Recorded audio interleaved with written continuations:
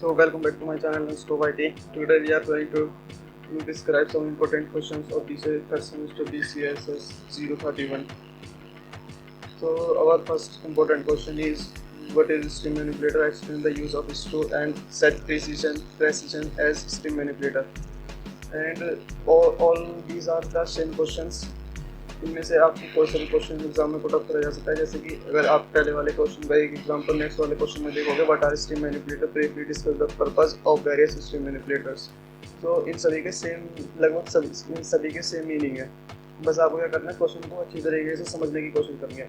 जैसे कि हम अगर बात करें तो what is stream manipulator, what are stream manipulator, तो इसका आंसर है stream manipulator is a function that can be inserted into a stream. Stream manipulator एक फंक्शन है जो कि क्या है, किसी भी स्ट्रीम में इंसर्ट करा जाता है with the greater than sign और ये लेस देन का साइन आपने देखा होगा कोडिंग में। इन सभी की हेल्प के साथ operator just like any other data type. For example, अगर इसके एग्जांपल की बात करें तो std and is a stream manipulator that inserts a new line character and flushes the stream. Stream manipulator can be classified into two categories. अगर बात करें stream manipulate की तो इसे हम दो कैटेगरीज में क्लासिफाइड कर सकते हैं। पहली है फॉर्मेटेड और सेकंड है unformatted. The manipulator function provide by the आयो मैनिक, मैन ये हेडर भी कह सकता है, इसे आप आयो मैनिक भी कह सकते हो। तो ये जो स्ट्रीम मैनिपुलेटर होता है, ये मैनिपुलेटर हमेशा आपको ये हेडर फाइल प्रोवाइड करता है। The second one is stream manipulator are set using the std precision std set fields. तो अभी हम आपको क्वेश्चन के हिसाब से std स्ट्रीम बताएंगे। द std manipulator is used to set the width of the next input or output field. It is particularly useful when formatting data in columns. The second one is std set precision. The std set precision manipulator used to set up precision number or decimal places for floating point outputs. पहले वाले में क्या काम था कि जो हमारा std manipulator था, ये इस्तेमाल होता था उसकी विड्थ मतलब लंबाई चौड़ाई और नेक्स्ट इनपुट और आउटपुट फील्ड के लिए। ये पार्टिकुलरली उस काम के लिए इस्तेमाल होता है। अगर बात करें std सेट प्रिसिजन की, तो ये मैनिपुलेटर यूज होता है ज़्यादातर प्रिसिजन और नंबर और डेसिमल की जगह पे।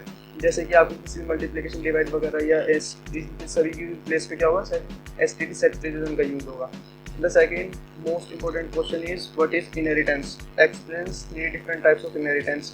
फर्स्ट वन, तो व्हाट इज इनहेरिटेंस, सबसे पहले हम ये जान लेते हैं। इन C++ inheritance is a process in which one object acquires all the properties and behaviors of its parents। मतलब कि एक प्रकार से अगर मैं आपको बताऊं इनहेरिटेंस क्या होता है, जो सभी को इनहेरिट कर लेता है, मतलब अपने अंदर ले लेता है। जैसे कि एक पेरेंट्स की तरह, जैसे हम जितने भी चाइल्ड वगैरह होते हैं क्या होता है, सभी के सभी अपने पेरेंट्स के अंडर ही रहते हैं। Parent object automatic in such way you can use extend और modify the attributes and behaviour which are defined in other classes. जिसके हेल्प से आप उनके मॉडिफाई और एट्रीब्यूट बिहेवियर को डिफाइन भी कर सकते हो और थोड़ा बहुत मॉडिफाई भी कर सकते हो। Other class, the new class created is called drive class. इसमें क्या होता है कि किसी भी बेस क्लास से, जैसे आप आगे देखोगे जो इसके वो है डिफरेंट टाइप्स ऑफ इनहेरिटेंस, उसमें आप देखोगे कई प्रकार की क्लासेज होती हैं जिनका यूज अलग अलग तरीके से भी होता है। तो ज़्यादातर इसमें the new class created is called drive class. जो भी नई क्लास क्रिएट होती है उसे हम ड्राइव क्लास कहते हैं, और child class. And existing class is known as the base class और पेरेंट क्लास। जो हमारे पास पहले से एग्जिस्ट कर चुकी क्लास उसको हम बेस क्लास कहते हैं या सेकंड पेरेंट्स क्लास कहते हैं, पेरेंट। अगर इसी के सेम दूसरी तरीके से अगर इसका आंसर बोला जाता है, इसको सेम एज इट इज, आप can also select this one, और you can select this one answer also in the place of first answer. Inheritance is a mechanism or acquiring the features and behavior of a class by another class. The class whose members are inherited is called the base class, and the class that inherits those members is called the derived class. Inheritance implements the ISA relationship. So both जितने भी यहाँ पे both of the answers are correct. You can select any one. Now the next one is different types of inheritance. According to your syllabus, like semester syllabus, there are only 5 important inheritance in your syllabus, and there is all types of inheritance, and multi-part inheritance is not in your syllabus, so we cannot discuss it. We only discuss the most important inheritance, which is single inheritance, multiple and multi-level. These three inheritance we discuss now. The first one is single inheritance. In this type of inheritance, a derived class is created from a single base class. जैसे कि आपने देखा होगा in the given figure, अगर आप यहाँ देखोगे जो क्लास ए है ये हमारी बेस क्लास या पेरेंट क्लास के रूप में आप देख सकते हो। तो and class B is a child class जो क्लास ए के द्वारा बन के आई है, जिसे हम चाइल्ड क्लास भी कह सकते हैं या फिर ड्राइव्ड क्लास भी कह सकते हैं। Class B is inherits the features and behaviour of a parent class A, जिसमें से आप ये देखोगे क्लास ए जो हमारी बेस क्लास हो गई, क्लास बी हो गई, ड्राइव्ड क्लास हो गई। इसका मतलब यह है जो क्लास बी है वो किस द्वारा बनी है, क्लास ए के द्वारा बनी है, class B. And the second one is multiple inheritance is, अगर मल्टीपल इनहेरिटेंस बोले जैसे कि आपको इसके नाम से ही पता चल रहा होगा, मल्टीपल मतलब एक से ज़्यादा। तो multiple inheritance is the process of driving a new class that inherit the attributes from two or more classes. जैसे कि अगर इसमें बताया गया, इसमें क्या होता है बेसिकली, इसमें एक से ज़्यादा बेस क्लास होती हैं। जैसे कि आपने यहाँ पे देख रखा होगा फिगर में, जैसे कि बेस क्लास 1 दे रखे हैं, the second one is base class 2। ये दोनों इसमें फर्स्ट की तरह इसमें दो बेस क्लास हैं जो एक ड्राइव्ड क्लास को बना रही हैं, क्रिएट कर रही हैं। तो इसी फंक्शन को मल्टीपल इनहेरिटेंस कहते हैं। अगर आपके एग्जाम से रिलेटेड अगर ये क्वेश्चन भी आते हैं तो आप इन दोनों में से कोई सा ही फॉर्मेट को आप यूज़ कर सकते हो। अगर आप चाहो तो इनकी, अगर आपको आंसर प्रॉपर्ली याद ना रहा तो आप इन डायग्राम का भी इस्तेमाल कर सकते हो। डायग्राम को बनाने से भी आपको 1-2 नंबर मिल सकते हैं। The third one is multi-level inheritance. In this inheritance, a derived class is created from another derived class. इसका मतलब यह है कि जो आपकी derived class होती है वो उस derived class से क्रिएट होती है। अगर बात करें जैसे कि इस फिगर में आपको दे रखा है, सबसे पहले है बेस क्लास। बेस क्लास द्वारा क्रिएट हुई है intermediate class, and intermediate class से क्रिएट हुई है derived क्लास। तो इसमें क्या हो गया, जो फाइनल derived क्लास है वो किससे क्रिएट है, अनदर derived क्लास से क्रिएटेड है।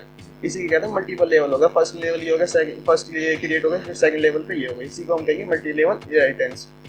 अगर इसके सेम एज की सेकंड उसमें बात करें तो इसकी सेकंड आप ये भी लिख सकते हैं, सेकंड डेफिनेशन ये भी लिख सकते हैं, in this inheritance A derived class is created from more than one base class, जिसमें एक बेस क्लास से ज़्यादा बेस क्लास होती है। This inheritance is not supported by .NET language like C#, F#, etc. and Java language are also not supported in multiple inheritance. And now third and most important question is, what is exceptions? How is exceptions handled in C++? Explain with the example. Exception की बात करें तो when executing C++ code, different error can occur, coding errors made by the programmer, error due to wrong input, etc. When an error occurs, C++ will throw an exceptions errors. ज़्यादातर basically अगर हम बात करें जो exceptions होता है वो error के बारे में ही होता है, या exception is all about of errors. जैसे कि अगर कोई वैन एग्जीक्यूटिंग C++ कोड, मतलब जब भी आप C++ कोड को एग्जीक्यूट करते हो, डिफरेंट एरर कैन अक्यूर्स। आप उसमें अगर आपने अभी तक कोई भी एरर या आपने अभी तक कोई भी कोड एग्जीक्यूट करने की कोशिश करी होगी तो कभी ना कभी आपने एरर को फेस करा होगा। तो coding error mades by the programmers, अगर आपने देखा होगा जो प्रोग्रामर्स कोडिंग करने की कोशिश करते हैं काफ़ी तरह के एरर्स वो मेड कर देते हैं। तो errors due to wrong input etcetera, ज़्यादातर एरर्स क्या होते हैं जो गलत इनपुट कर देते हैं, उसके मैसेज आ जाते हैं, ये देखने के लिए हमें मिलते हैं। When an error occurs C++ will throw an exceptions, जब भी कोई भी एरर एक्योर होता है तो C++ क्या करता है, उसे थ्रो कर देता है किसमें, एक्सेप्शन एरर में। द सेकंड थिंग इज, इसमें आपको ये बताना है कि एक्सेप्शन हैंडलिंग या हैंडल क्या है। तो एक्सेप्शन हैंडलिंग की बात करा जाए, हैंडलिंग से आपको पता चल रहा होगा कि किस चीज़ को हैंडल करना। तो अगर इसकी सबसे शॉर्ट फॉर्म में बात करी जाए तो इसकी सबसे मोस्ट इम्पोर्टेंट ये हो जाएगी कि the process of handling this exception is called exception handling. तो अगर बेसिकली बात करी जाए तो ये आपकी बेस्ट हो सकती है। The process of handling this exception is called exception handling, मतलब जो भी हैंडलिंग क्या करता है, उस वो तरीका जो हैंडलिंग एक्सेप्शन को हैंडलिंग करता है वही हमारा एक्सेप्शन हैंडलिंग कहलाता है।